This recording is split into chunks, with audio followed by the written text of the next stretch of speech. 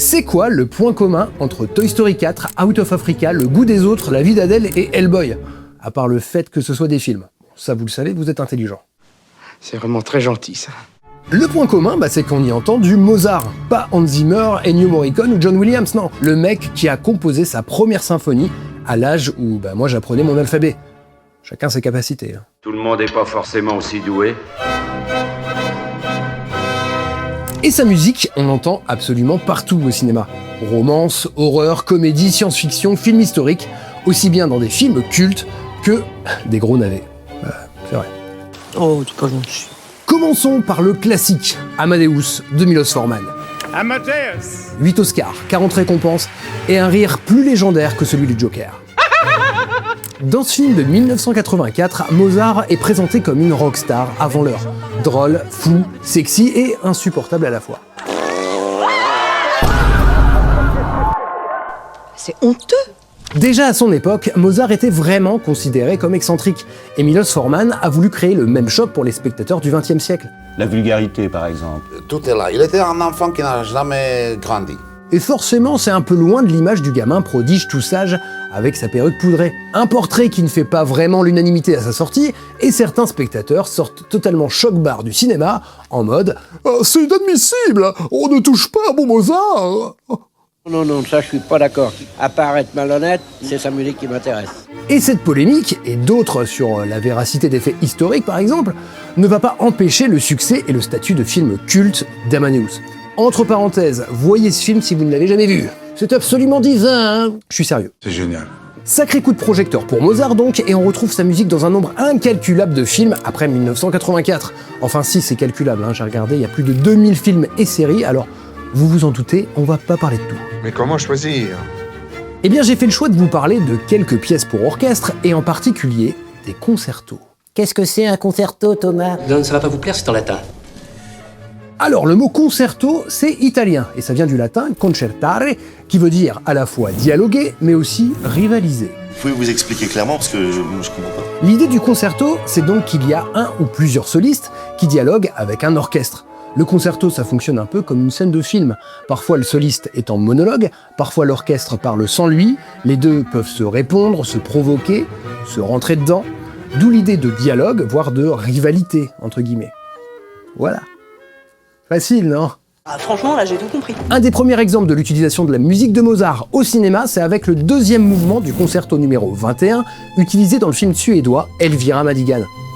Alors oui, c'est un film qu'on a un peu oublié en France, mais qui reste un classique du cinéma suédois. Parce que oui, on voyage dans le temps et l'espace dans cet épisode. Mais oui, bien sûr. Un film de 1967, multi-récompensé, qui raconte l'histoire vraie d'un amour impossible à la fin du 19e, entre un aristocrate qui quitte femme et enfant pour une star du cirque. Alors forcément, entre un homme de la haute et une funambule, la chute ne pouvait être que douloureuse. Voilà, c'est un petit jeu de mots. Ouais, c'est marrant. Et quoi de mieux que cette pièce de Mozart au piano, lente, douce, lumineuse et mélancolique à la fois, parfaite pour faire fondre votre petit cœur, ou annoncer que tout va partir en vrille.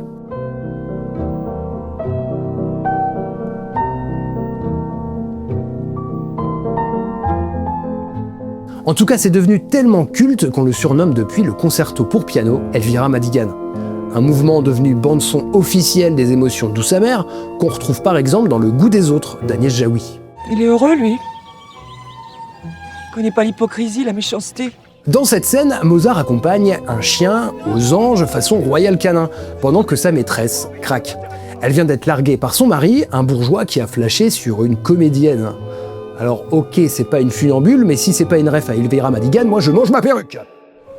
Mais hasard de dingue! La musique classique est souvent utilisée au cinéma pour accompagner des univers bourgeois, comme ici dans Hellboy de 2019, où ce même concerto est utilisé lorsque le héros pénètre dans un magnifique manoir, ou dans la série La Maison, où la musique accompagne un dîner de famille. Le mouvement lent du concerto 21 pour piano est aussi entendu dans Toy Story 4, où Mozart est diffusé dans la boutique de l'antiquaire. Alors oui, ça renforce le côté précieux et ancien, mais ça joue surtout avec les codes du film d'horreur. Pendant que la poupée se maquille gentiment, on entend des cris de torture. Aïe! Ouille! Alors rassurez-vous, Fourchette va très bien. C'est pas si mal en fait, je suis bien. Mais ça crée un décalage qu'on retrouve dans pas mal de films d'horreur, et ça fait planer le doute sur la vraie nature de la poupée, qui n'est pas si gentille que ça. Oui, je sais. Et on retrouve le même procédé dans le film Phénomène, où la même musique est diffusée via un haut-parleur pour aider les salades et autres tomates à pousser. Plantes qui prendront leur revanche sur l'humanité en devenant toxiques. On veut utiliser les toilettes. Et on partira après. Et quand Mozart accompagne des univers bourgeois, ça peut aussi très mal finir. Dans la cérémonie de Claude Chabrol, une famille regarde Don Giovanni à la télé, habillé comme pour l'opéra apparemment. Presque aussi bien que moi. Ça fait comme jamais. Mozart résonne dans la maison, la bonne et la postière entrent et... fin de la soirée lyrique.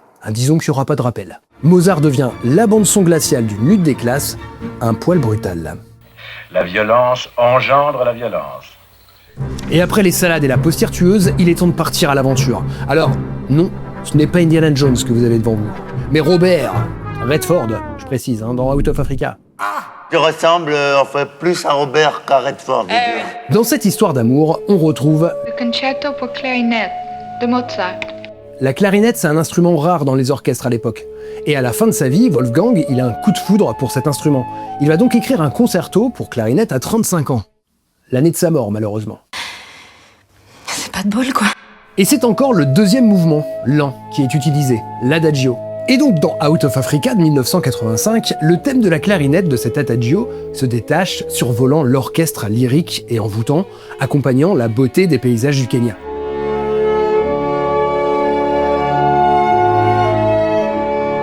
Dès les premières secondes du film, on entend les notes du concerto. Elles ouvrent le récit en même temps que la voix de Meryl Streep entamant son souvenir et qui évoque le fait que son mec écoutait cette musique en pleine nature sur son gramophone. Cette musique devient alors le fil conducteur du flashback qui structure tout le film.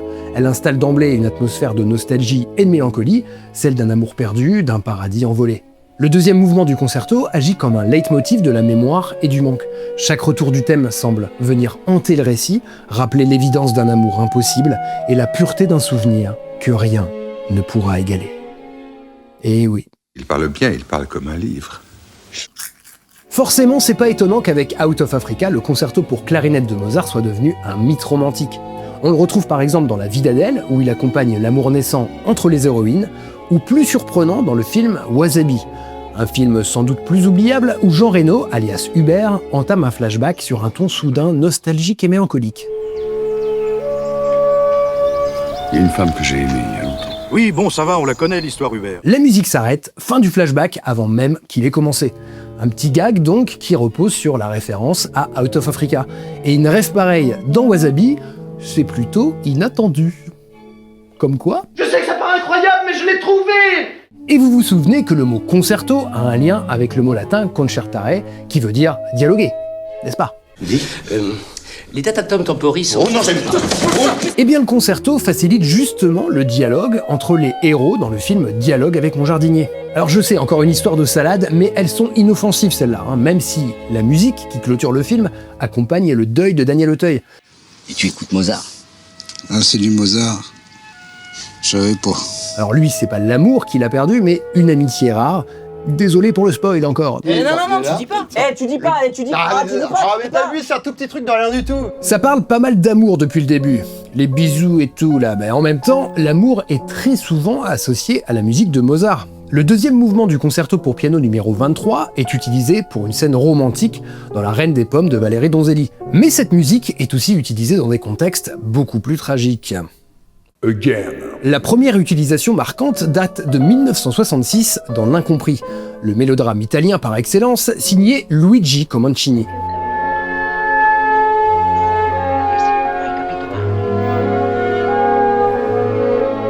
La musique accompagne tour à tour la perte de la mère en ouverture, puis celle de l'enfant à la fin. Rien que ça. Je spoil. Il n'aura de cesse de gâcher tous vos films. Dans The Lady, le thème du concerto symbolise la mort du mari. Dans l'Apollonide, souvenir de la maison close, cette musique apparaît comme un voile de douceur sur un univers de douleur et de désillusion. Comme de la chantilly sur un gâteau à l'arsenic, en gros. Elle est très pourrie cette métaphore, non? Et après ces usages très sensibles du concerto, on change un peu de registre. Certains réalisateurs aiment parfois utiliser des anecdotes, pas vraiment vérifiées historiquement, pour faire des bons sujets de scénario. Par exemple, le film La mort de Staline débute par une scène d'enregistrement du concerto pour piano numéro 23. Une référence à la légende selon laquelle Staline aurait entendu dans le poste la pianiste russe Maria Yudina jouer cette œuvre.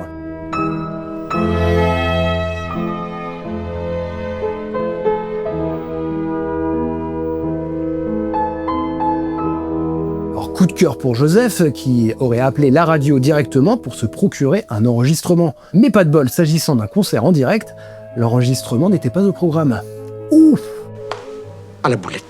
Un détail pour Staline qui aurait alors exigé que l'on fasse revenir les artistes dans la nuit, pris des passants dans la rue pour refaire le public et presser le disque pour qu'il ait un unique exemplaire directement. Une broutille! On retrouve cette histoire dans plein de textes publiés après coup, mais des recherches historiques récentes montrent qu'en réalité il n'y a aucune preuve de ça, et c'est même factuellement très improbable. Une légende urbaine si vous voulez mon avis. Le film va plus loin en évoquant le fait que Staline serait mort, victime d'une attaque, après avoir découvert un mot glissé par la pianiste qui était une opposante et souhaitait le voir mourir. En bref, dans le film, il meurt en écoutant le concerto pour piano numéro 23. Et laissez-moi vous dire que le cosplay de prof d'histoire que j'incarne est complètement furibard.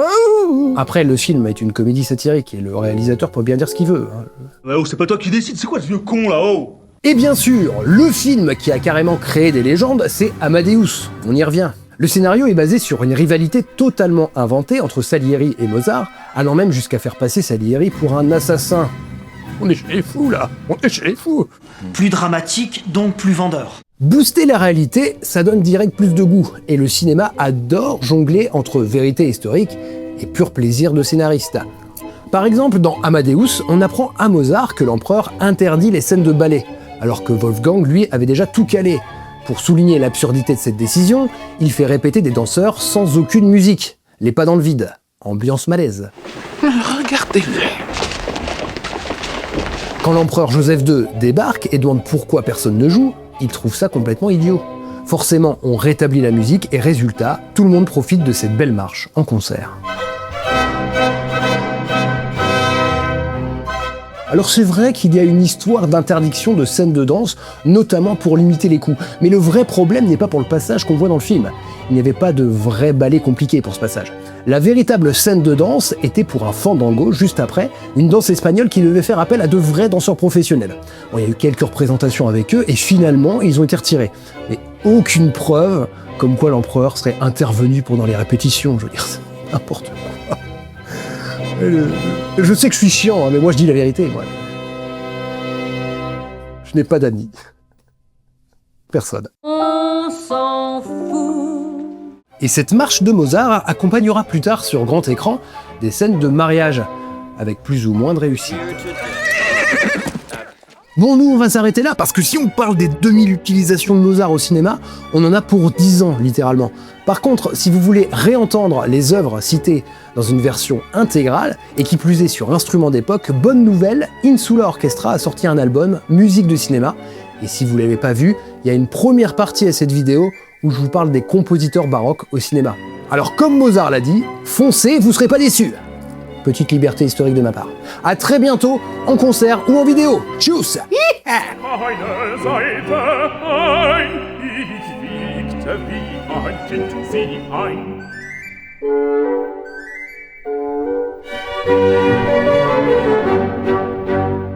Et maintenant, il est temps de répondre à cette question. Est-ce que c'est vrai que l'habit ne fait pas le moine? Attendez voir.